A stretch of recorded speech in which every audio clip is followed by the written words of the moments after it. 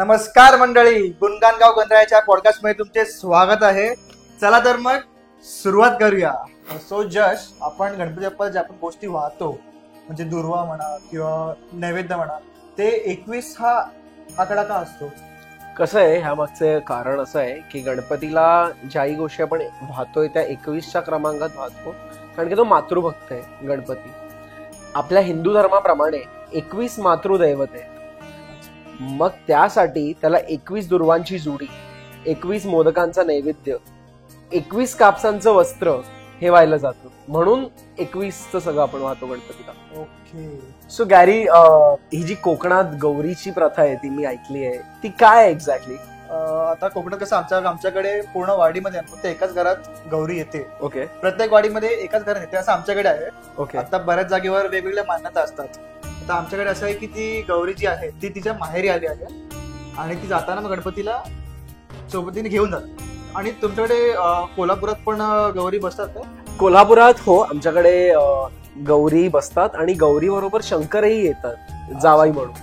So Gaurai माहेरवाशी म्हणून ती आलेली असते, तर तिनं 1.5 दिवस राहायचं आणि मग बाप्पाला घेऊन ती जेव्हा जाते तेव्हा शंकरोबा आला असतोय त्यांना घेऊन जायला, आणि मग ते तिघं कैलाश पर्वताच्या मार्गावर जातात. ती कॉन्सेप्ट आहे म्हणजे गौराईची. अच्छा. आणि माझी जी आजी आहे म्हणजे मम्मीची मम्मी, तिच्याकडे फक्त गौरी बसायची. ते गणपती नव्हता, बट तिच्याकडे फक्त गौरी बसायची. तर असं पण काही जागेवर असतं की जिकडे असं कंपल्सरी नाही गणपती पाहिजेच. तिकडे आजीकडे कसं होतं, ती गौर माहेरी आली, सेम कन्सेप्ट, तिथे गणपतीचा रोल नव्हता तिकडे. हो, तिकडे म्हणजे कसं असतं, आता जशी ती माहेरी आहे, जसं आपण गणपती बाप्पांना आणतो तसं तू बघितलंयस गणपती फक्त 1.5 दिवसही येतात. तशी गौराई आहे ती 1.5 दिवसासाठी येते गौरी पूजनाच्या वेळेला, ज्येष्ठा गौरी जे आपण म्हणतो.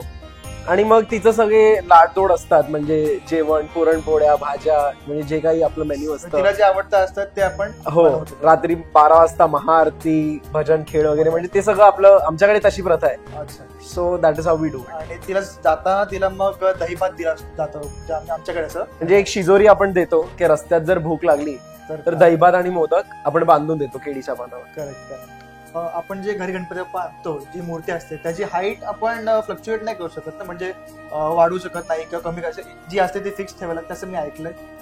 बघ, मेनली म्हणजे आपण जो घरात गणपती आणतो, जी मूर्ती आपण स्थापित करतो, त्या मूर्तीची हाईट शक्यतो सेम असावी. काय लोकांकडे मी हे पाहिलंय की ती मूर्ती थोडी थोडी थोडी थोडी करून वाढवतात दरवर्षी उंची, पण मेनली तुम्ही तीच मूर्ती ठेवा. पण जर अडचण असेल किंवा आता तितकी मोठी मूर्ती गणपती आणता येत नाही, इट्स ओके, नॉर्मल छोटी मूर्ती आणली तरीही चालेल, पण जी वाढवायची जी कॉन्सेप्ट आहे ती चुकीची आहे.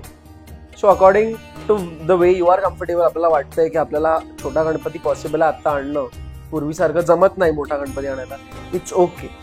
म्हणजे एकच हाईट तुम्ही ठेवा तुमच्या, जसं तुम्हाला जमते तसं. येस, एकच फिक्स ठेवा. येस. मला तुला अजून एक प्रश्न विचारायचा आहे. जेव्हा आपल्या घरी गणपती असतात आणि तेव्हा कोणाची डेथ झाली तर काय करतात? सो बेसिकली कसं आहे, घरात गणपती असला आणि जर प्रेत झालं तर तुम्हाला 12 दिवसांचं सुतक लागतं. त्या 12 दिवसांच्या सुतकमध्ये तुम्ही जी मूर्ती घरात असते, तुम्ही त्याची पूजा न करता, अथवा तुमचे बंधू आडनावातले जे असतील ते बंधूंनी पूजा न करता इतर कोणी त्याची उत्तर पूजा करावी आणि त्या गणपतीचं इमिडिएटली विसर्जन करावं. कारण की तुम्ही ती बॉडी घरात आणणार त्याच्या अगोदर तुम्हाला गणपतीचं विसर्जन करायला पाहिजे. सो तसं ते इमिडिएटलीच विसर्जन करावी लागते गणपतीची मूर्ती. अच्छा. आणि समज जर झाले आणि सुतक लागले, म्हणजे असं सुतक चालू आहे, तर मग काय, कसं असतं प्रोसेस? तर जर तुमच्या घरातलं झालं असेल, आता सुलतानकडे झालं पण तुमचं आडनाव एक आहे, तर तुम्ही गणपती आणू शकता. जे पहिले 2 दिवस आहे, फॉर एक्झाम्पल, जे तुम्हाला सुतक आहे तुमचा 12वा जोपर्यंत तोपर्यंत त्यांना इतरांना पूजा करून द्यावी जे तुमच्या आडनाव मधले नाहीये, आणि मग तुम्ही घरातनं गौमूत्र वगैरे शिंपडून करू शकता गणपतीची पूजा सुतक सोडवून. अच्छा. गणपती बाप्पाचे जे वाहन आहे मूषकराज, त्याबद्दल तुला काय माहिती आहे? कसं आहे, मूषकराज जो आहे तो भूतगणांचा राजा होता आणि हा इतरांना खूप त्रास द्यायचा. मग त्यासाठी गणपती बाप्पांनी ह्याला स्वतःच्या वशमध्ये घेतलं आणि स्वतःचं वाहन करून घेतलं की हे इतरांना त्रास नाही द्यावा म्हणून. गणपती आणि चंद्रदेवाची जी स्टोरी आहे त्याबद्दल काही माहिती आहे का तुला? हो, कसं आहे ना, गणपती बाप्पा जेव्हा उंदरावरनं जात होते त्यांच्या प्रवासावर, तर ते पडले होते. ओके. आणि त्या पडल्यानंतर चंद्राला स्वतःचं घमंड, स्वतःच्या प्रकाशाचं घमंड असल्यामुळे तो बाप्पांवर हसला होता. मग बाप्पांनी त्याला श्राप दिला की तुला जे हे घमंड आहे स्वतःवरचं, हे प्रकाशच तुझं मी मिटवून टाकतो. त्यानंतर त्यांनी खूप पश्चाताप झाला, माफी मागितली बाप्पांची. तेव्हा बाप्पांनी त्याला सांगितलं, बरं ठीक आहे, तुला भाद्रपद महिन्याच्या चतुर्थीला म्हणजे की गणेश चतुर्थीला कुणी नाही बघणार. अँड फॉर द फॅक्ट इतर ज्या संकष्टी चतुर्थी येतात तेव्हा तुला बघितल्याशिवाय कोणी उपवास सोडणार नाही. थँक्यू सो मच जश, मला आणि आमच्या ऑडियन्सला एवढी छान माहिती दिल्याबद्दल. तर आजचा व्हिडिओ आपण इकडेच एंड करूया. नाही, पण त्या अगोदर माझा एक प्रश्न तुझ्यासाठी आहे. ही सगळी जी माहिती तुला गजानना गणरायाच्या बाबतीत कळली आहे, त्याच्यावर तू त्याच्याकडे काय मागतोस? तुझं काय मागणं आहे त्याच्याकडे?